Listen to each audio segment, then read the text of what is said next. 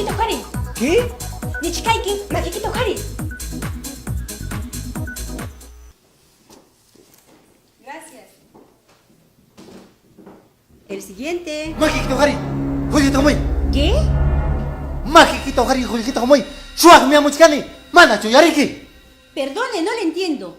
¿Podría hablarme en castellano? ¡Arriba las manos, carajo! ¿Cómo es posible que tengamos en ventanilla a alguien que no sepa hablar quechua?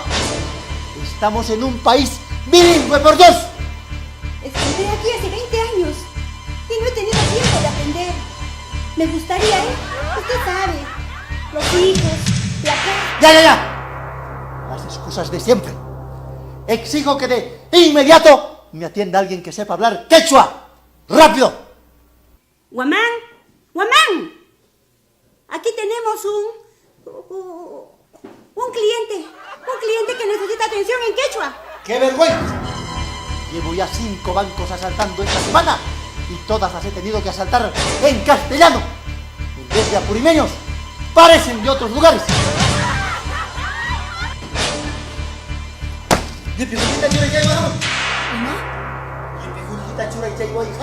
¡Nini! ¿Qué pasa? ¿No eras tú el que sabía quechua?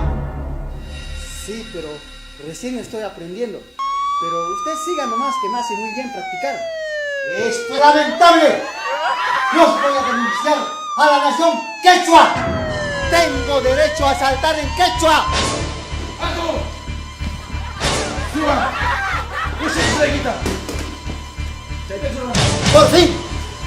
Escuchen, a ver si aprenden de este gran profesional. Con él sí puedo conversar. ¡Payuanja! ¡Para la